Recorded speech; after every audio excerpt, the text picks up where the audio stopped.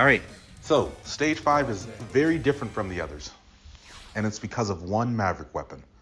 Usually I will tell you to provide one weakness per fight, but when it comes to the gravity well, the designers decided to make it so that it could impact every flyer. What that means for stage 5 is, if you're efficient with your use, it's going to make this stage very unfun for a lot of different Mavericks. In particular, Dark Dizzy and the Skiver in this case. All you have to do is fire it off, whether it's the charged version or the normal version, and it will freeze these flyers in place. It can have an impact if you want on 5-1, 5-2, and some of 5-3, depending on which one we're talking about, but we'll get there. You need to make sure, I'll just tell you the mechanics of this real quick. You need to make sure that if you're using the uncharged version, that you keep the gravity well on the screen, or else the effect will go away. And keep in mind that if you're using the charged version, it's gonna leave you in place, which is fine if the Mavericks are frozen, but their projectiles may not be frozen. So keep that in mind. In particular for this fight, just keep using it, don't give them a shot. You can't fire it off again until the well returns to you in the uncharged version. And when Skiver gets into his most annoying section, this can help you, if you time it right, figure out where he's gonna come from. It makes this fight so much easier. And it's probably one of the fights that really kick most people's butts because their traditional weaknesses aren't very effective in this kind of stage. So you're welcome for this. It's gonna make this so much easier for you.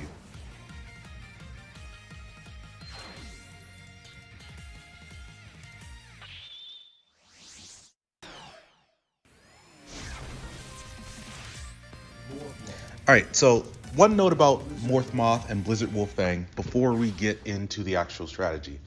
The Gravity Well can be used for Morph Moth when Morph Moth is in its second mode and flying. So that's probably some of the more difficult parts of this section, so I wanted to keep that in mind. But in the meantime, let's get back to this fight and what I'm going to do, because I'm not going to use that for this particular fight. I'm going to show you a different way. So the charged blade, the charged magma blade, Blizzard Wolfang's weakness, makes a huge hit on both of these bosses. But in particular, the thing you need to protect yourself on is, there is, as you can see, a little bit of a delay between when you fire off the charged the charged magma blade and that it fires off. If you get hit before the first fire hits the screen, it cancels out. So what you have to do is protect yourself and make sure that when you fire it off, you're in a good spot for that. Otherwise, this will probably get you to a point where you can get to the second mode of Morph Moth. And there is a safe spot to be aware of on the left side when it comes to his dust, typically, not always. But if you try to glide up or if you try to jump the walls, then he's going to go ahead and pursue you. You can take some hits. Really, the easiest thing to do is to use the gravity well. I'm just showing you that there's other ways to do it in case you run out of the gravity well for whatever reason. Take your hits if you need to. Go ahead and preserve your other 2 lives for 5-3. Because they are tougher than 5-1 or 5-2 is, at least if you're using the gravity well.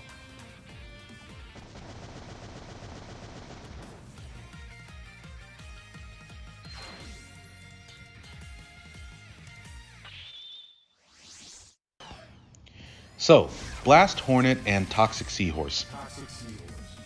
The first time you try this level, you're probably going to think that they do a lot of damage and it's too much to deal with at once. And I'm going to show you that it's really not the case. If you're okay taking some hits and just focus on one of the bosses, in this case, Blast Hornet first, it really does manage things. This is what the Gravity Well was originally designed for. As you can tell, he is a flyer. And just keep firing it off, whether it's the charged version or the uncharged version. I say the uncharged version. And when it comes to Toxic Seahorse, the thing you're going to keep in mind is, for the first stage, he's going to fire off one or two of his acid balls, and he's going to repeatedly try to jump into you. He doesn't walk, he just tries to jump into your location. So if you see him jump, just dash because you know he's headed straight to you. If you can maintain keeping your gravity well up, because you can still use your buster when the gravity well is functioning to go ahead and combat Toxic Seahorse, it will make things easier. The charge shot will you can use that to take out the acid projectile, and just make sure to stay on the move, because Toxic Seahorse is pretty much in love with you and just wants to give you a great big hug. Now, once you get that taken care of and you get Blast Hornet done, things get a whole lot easier. And we do use his weakness, Toxic Seahorse's weakness, to basically dash, fire. As you can see, you don't have to move much. You get him in a nice pattern. Dash, fire, repeat. So you do take some damage on the front end, but the thing is a cakewalk on the back end.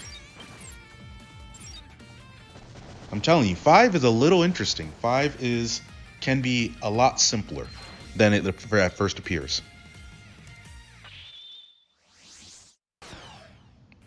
Alright, so I generally consider myself a fairly reasonable person, but there is one thing that's a non-negotiable to me. His name is Duff McWhalen. Not that stuff that they got on the screen, Duff McWhalen. So, we're going to talk about that. When we're dealing with McWhalen and Jet Stingray, we definitely go after Duff first. And the reason is, he can knock you into the spikes on his phase 2. And really, he is controlling the terrain anyway, because of the way it works. So we're going to charge up the Crescent Shot and stay relatively close, and that has two purposes. It wipes down McWhalen's health really fast, and you can also use it as a shield to automatically knock out the mini Stingrays, which, by the way, I should say real quick, the blue Stingrays will go to the end of the screen before they come down and then just follow the path along the ground. But when it comes to phase 2 for McWhalen, we want to stay as close as we can to him so that the ice doesn't have any opportunity to knock us into that wall. I'll take whatever hits possible so that I don't have to dealing with phase 2 of Duff McWhalen. There's just too many places to mess up. Now, once you've got Duff out of the way and you've just got Jet Stingray, you can use the charge shots on the mini Stingrays, but keep in mind, Jet Stingray can fly. And as we've already showed you, the gravity well is good against flyers. So it depends on how much you've got left, whether you use it against Moth or anything else. But find a good angle, use the charge shot, take advantage of the fact that the left side of the wall is a blind spot for some of Jet Stingray's attacks. If Jet Stingray comes up on the left side of the screen, he's probably not going to hit you from the left bottom corner. So keep that in mind, take advantage of the gravity well, use the charge shot as needed to knock out these mini Stingrays, and if he goes into a mode where things are a little more difficult to deal with, such as sucking you in from the right side or doing his berserk dive attack, then use the gravity well to freeze things for a bit and to give you some time to figure out what to do next. Now, in his next phase, the red Stingrays will wait until they're even on a vertical plane with you, and then they'll come straight down. So they're actually much more difficult to deal with on a regular basis. But between the charge shot and the gravity hold, you should be okay. Just do a little bit of dodging or some maintenance with the charge shot on the mini Stingrays. And let the gravity hold do its job. The gravity well. Yeah, stage 6 is going to be a lot harder than this. So if you like what you see here, don't forget to like, comment, and subscribe. And let me know if you knew about this gravity well trick. It really does change stage 5, but I'll see you for stage 6.